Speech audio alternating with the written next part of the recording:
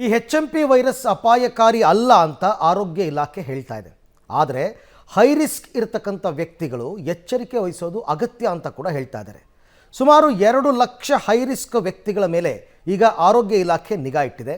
High risk ವ್ಯಕ್ತಿಗಳಿಂದ ಅಪಾಯ ಏನಾದರೂ ಇದೆಯಾ ಅನ್ನೋದ್ರ ಕುರಿತಂತೆ ಒಂದಷ್ಟು ವರದಿಗಳಿದೆ, ನೋಡೋಣ ಬನ್ನಿ. HMP ವೈರಸ್ ಅಪಾಯಕಾರಿ ಅಲ್ಲ. ILI ಸಾರಿ ಕೇಸ್ ಬಗ್ಗೆ ಎಚ್ಚರಿಕೆ ಅಗತ್ಯ. 2 ಲಕ್ಷ ಹೈ ರಿಸ್ಕ್ ವ್ಯಕ್ತಿಗಳ ಮೇಲೆ ನಿಗಾ.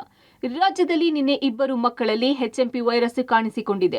ಆರೋಗ್ಯ ಸಚಿವರು ಅಪಾಯಕಾರಿ ಅಲ್ಲ ಅಂತ ಹೇಳಿದ್ದಾರೆ. ಆದರೆ ಹೈ ರಿಸ್ಕ್ ವ್ಯಕ್ತಿಗಳು ಎಚ್ಚರಿಕೆ ವಹಿಸಬೇಕಾಗುತ್ತದೆ.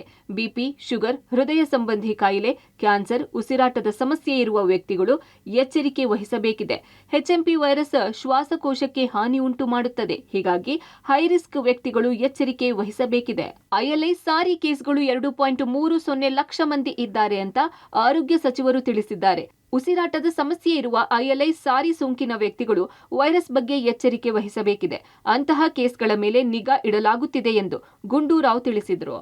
ಉಸಿರಾಟಕ್ಕೆ ಸಂಬಂಧಪಟ್ಟಿರ್ತಕ್ಕಂಥ ಕಾಯಿಲೆಗಳು ಅಂತ ಏನು ಹೇಳ್ತೀವಿ, ಅಂದರೆ ಈ ILI ಇನ್ಫ್ಲೂಯೆನ್ಸಾ ಲೈಕ್ ಇಲ್ನೆಸಸ್ ಅಂತ ಹೇಳಿದಾಗ ಅದು ನಮ್ಮ ಉಸಿರಾಟಕ್ಕೆ ತೊಂದರೆ ಆಗುವಂಥದ್ದು, ಶ್ವಾಸಕೋಶಕ್ಕೆ ಸ್ವಲ್ಪ ಸಮಸ್ಯೆ ಆಗುವಂಥದ್ದು, ಸ್ವಲ್ಪ ಕಫ ಮತ್ತು ಕೆಮ್ಮು, ನೆಗಡಿ, ಈ ರೀತಿಯಾದಂಥ ಸಿಂಪ್ಟಮ್ಸ್ ಇರುವಂಥದ್ದು ಬರುವಂಥದ್ದು. ನಮ್ಮ ಎಚ್ಚರಿಕೆ ಈಗಾಗಲೇ ನಾವು ರಿಲೀಸ್ ಮಾಡಿದ್ದೀವಿ, ಏನೇನು ಮಾಡಬೇಕು ಏನೇನು ಮಾಡಬಾರ್ದು ಅಂತ.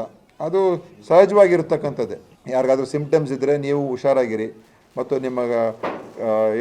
ನಿಮ್ಮ ಕೈಗಳನ್ನೆಲ್ಲ ಸ್ವಚ್ಛವಾಗಿ ಇಟ್ಕೊಳ್ಳಿ, ಅವಾಗ ವಾಶ್ ಮಾಡ್ಕೊಳ್ತಾ ಇರಿ ಮತ್ತು ಜಾಸ್ತಿ ಕ್ರೌಡೆಡ್ ಪ್ಲೇಸಲ್ಲಿ ಹೋಗಬಾರ್ದು ಅಂತ. ಇವೆಲ್ಲ ಸಹಜವಾದಂಥ ಡೂಸ್ ಆ್ಯಂಡ್ ಡೋಂಟ್ಸ್ ಇರ್ತದೆ.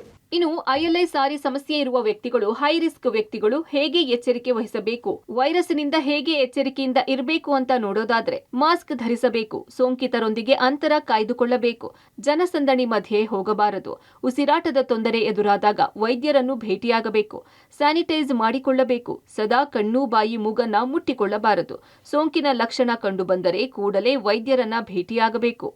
ಒಟ್ಟಾರೆ ಬೇರೆ ಬೇರೆ ಕಾಯಿಲೆಯಿಂದ ಬಳಲುತ್ತಾ ಇರುವವರು ಎಚ್ಚರಿಕೆ ವಹಿಸುವುದು ಅಗತ್ಯ ಇದೆ. ಹೈ ರಿಸ್ಕ್ ಕೇಸ್ಗಳ ಮೇಲೆ ಆರೋಗ್ಯ ಇಲಾಖೆ ನಿಗಾ ಇಡುತ್ತಾ ಇದ್ದು, ವೈರಸ್ ಹೆಚ್ಚಾದ್ರೆ ಏನೆಲ್ಲ ಎಚ್ಚರಿಕಾ ಕ್ರಮ ವಹಿಸುತ್ತಾರೆ ಎಂಬುದನ್ನು ಕಾದು ನೋಡಬೇಕಿದೆ. Lokesh Kodagadala, public TV, Bengaluru.